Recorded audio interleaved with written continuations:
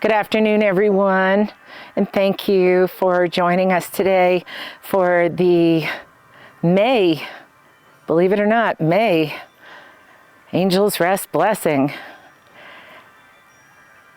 Today is a particularly solemn blessing as we'll be dedicating this blessing to Gregory Castle, who is a co-founder and our CEO Emeritus for Best Friends.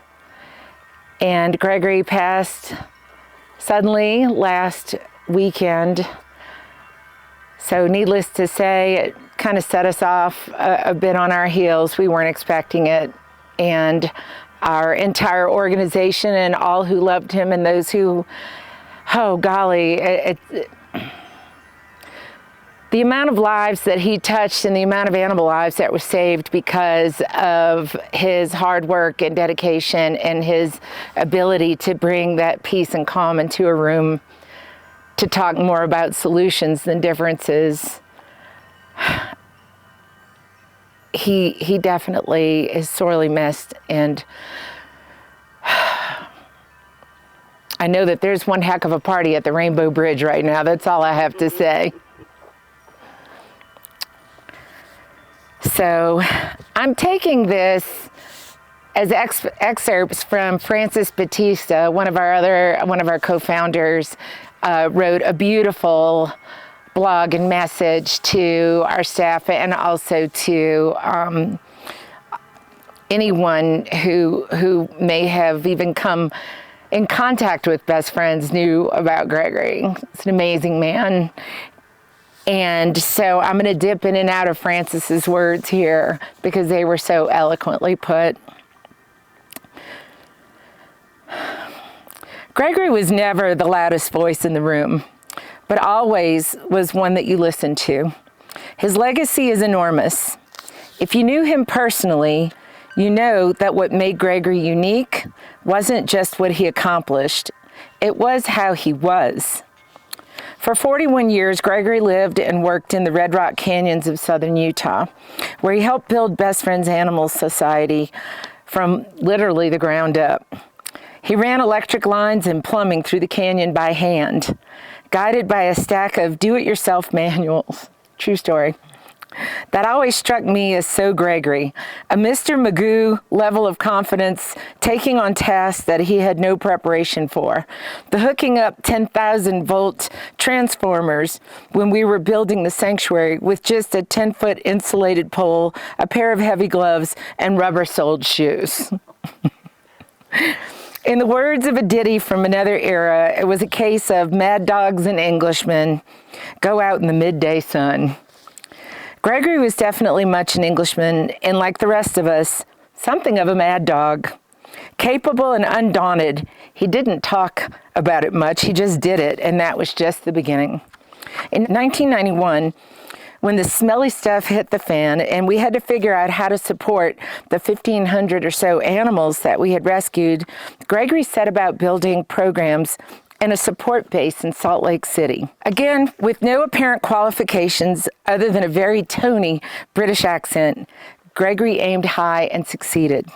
Within a few years, he created Utah's Week for the Animals, a statewide celebration that included a K-12 humane education curricula, student art competitions, special classroom activities, and adoption events. It was while building our Utah programs that Gregory met and eventually married Julie Stewart, a team-up that would change the course of Best Friends and of animal welfare forever. When in 2000 they launched an audacious campaign. With a multi-million-dollar grant from Maddie's Fund, they embarked on making Utah a no-kill state.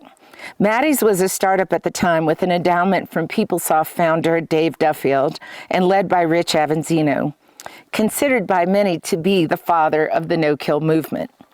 Gregory worked with Rich to create a template for collaborative success that would later be replicated in Los Angeles and elsewhere.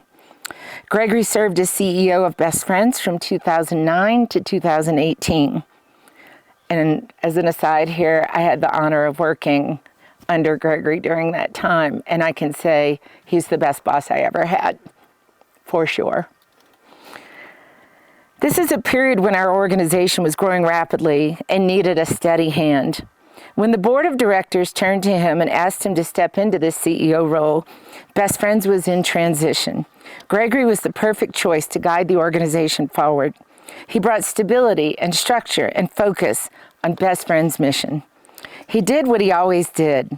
He brought order, calm, and clarity. He helped lay the foundation for what Best Friends is today, the national leader of the no-kill movement. Working toward a future where every animal is safe and loved. He didn't just dream of a better world for animals. He helped pull together disparate programs, bringing already the great work into focus and helping lay out a plan of how to build that future, brick by brick. And he did it with kindness. The founders of Best Friends are often asked of what we are most proud. Gregory answered that question by saying, "I feel very proud of us. I have personal pride in this and am incredibly lucky and blessed to have made this my life's work. Something that is truly gut real and meaningful to me. Looking back, I think, boy, what a gift to be given." As Francis says, Gregory had the British keep calm and carry on steadiness. Francis, the New York Italian, was more combustible. But Gregory's razor-sharp mind, a wicked sense of humor, and a deep well of compassion were complementary to his hand-talking style. And bagpipes. Gregory played the bagpipes.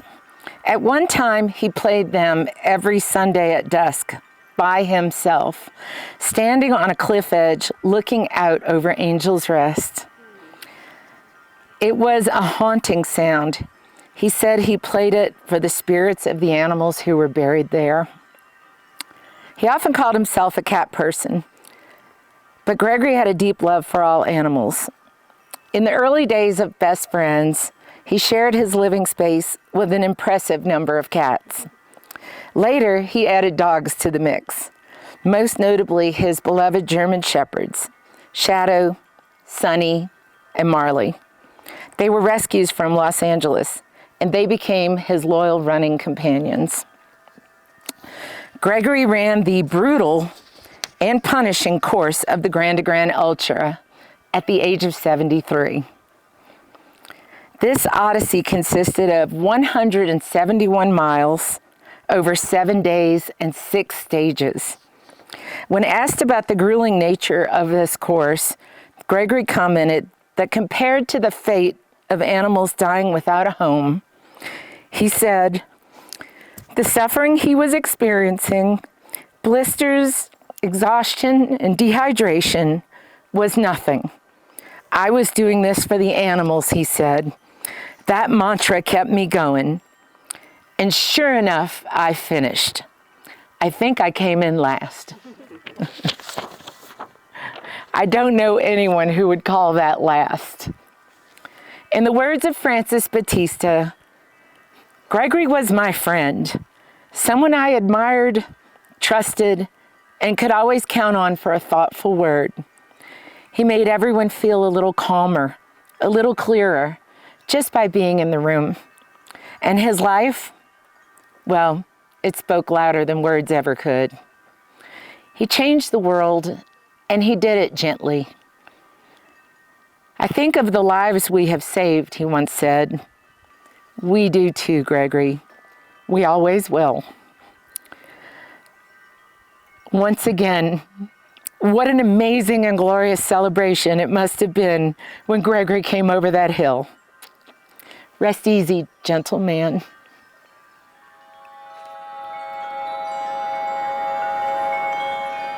Hello everybody, my name is Josh. I am the manager of Angels Rest.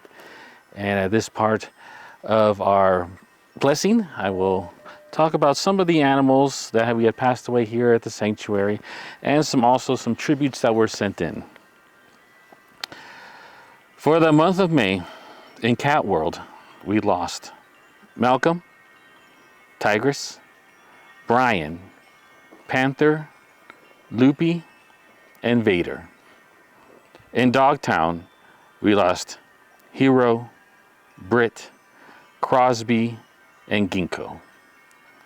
In Piggy Paradise, we lost Willow and Kevin. In Paragarden, we lost Ada and George. And in Bunny House, we lost Hopper.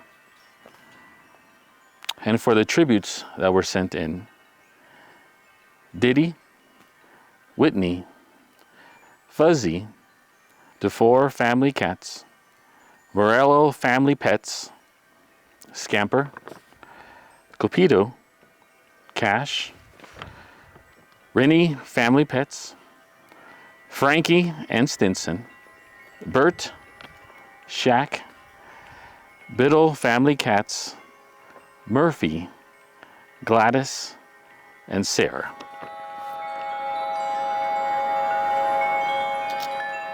My name is James. I am a caretaker here at Angels Rest. Happy to be with you here today. I want to share a couple of tribute stories that were sent in to us to honor a couple of animals that have passed away. First, letting Harley go in late February, just a few months shy of his 13th birthday, was one of the hardest moments of my life.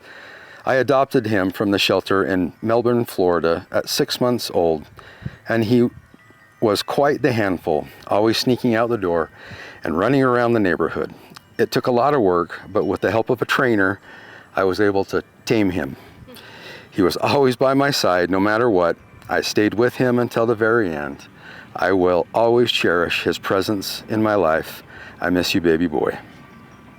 Sandy, you had a sweet disposition and served your community as a therapy dog for several years. When your arthritis started to limit your routine, Mom decided to adopt you. You went home with Mom and became her big girl. Your love and loyalty showed every day. Mom loved you so much, and when she passed away, the look of confusion and concern showed. I promised Mom that I would care for you. I brought you home to a house full of cats and dogs. You adjusted smoothly, and then you and I bonded so closely. You always had to know where I was. Whenever we looked at each other, you seemed to break out in the widest of smiles. I miss our silly Sandy routines before you'd go out each morning. I laughed when you and Heidi chased squirrels. You fought bravely against arthritis until kidney disease took you from us. You were 17 when you crossed the Rainbow Bridge. The house is so empty without you. I hope your last 4 years were your happiest. Until we see you again across the Rainbow Bridge, be assured we love you and miss you always. Hi everyone, my name is Byron. I'm one of the caretakers here, and I have a couple more stories I'd like to share with you. And then we're going to take a moment to open it up to people that are here to say something. Abby Bears passed away on March 18th. Abby was the best dog. She stole our hearts from the first time we met her and adopted this beautiful southern miss, and we named her Abigail. She was a rescue Vizsla hound with the sweetest, gentlest temperament. She loved everyone, especially kids, and she loved and was loved by all. She loved to play. She was energetic and lots of fun. We will miss her like we could have never imagined. I always told Abby every night at bedtime that she was loved more than she could ever know. And this one is for Elton. Not long ago, our little guy Elton was mercifully given a rest from all of his health issues. He let us know that the fight was all out of him and that his life was complete. Elton was adopted from the Dallas Humane Society in 2013. We picked him up on petfinder.com because he looked so forlorn. With a cast on one leg, it was love at first sight. He was the one. He had also been brought back to the shelter once before, but what a blessing he was. Through the years, he and our other rescue, Sophie, were the best of friends, and they almost seemed like they had come from the same litter. Elton was gentle, kind, funny, and a little old soul. He made friends with everybody. He was the funniest character and brought constant laughter with his antics. He was plagued by health issues throughout his years, but we felt so fortunate to be his attentive caregivers. It was an honor to be his humans, and his old soul recognized that. We honor him now and forever. Thank you, Elton.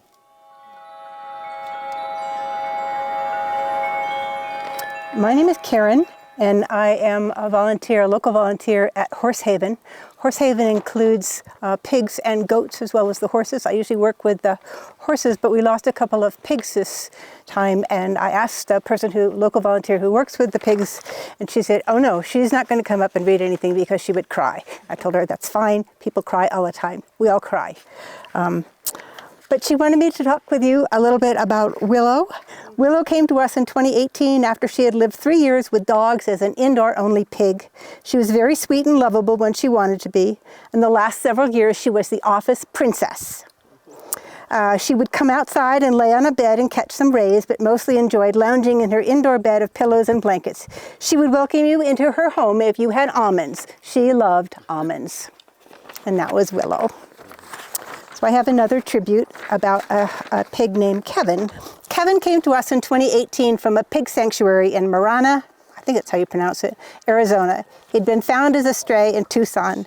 He was a very unassuming pig that captured all our hearts. He loved to lounge in the sun and in the shade. He loved to lounge all the time, but if you wanted to pet him, he would flop right over for a belly rub. If you wanted to go for a walk, make sure you were ready to walk at his leisurely pace. He was our star and was even famous because he had a shirt with his picture on it. So if you didn't see before, this is Kevin. Yes, so, yep, this is Kevin the pig. Pretty cute, huh? Like that hat. Yep.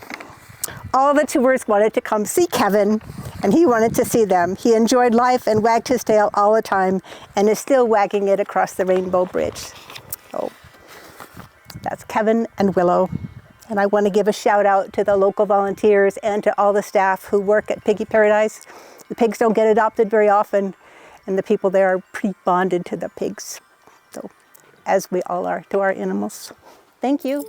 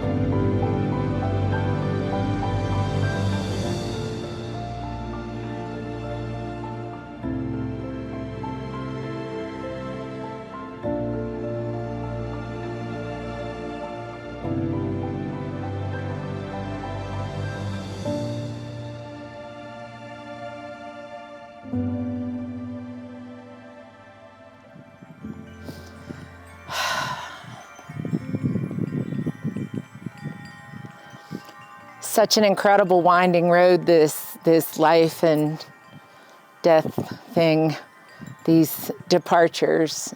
We've been through quite a few big blows this year, a lot of us.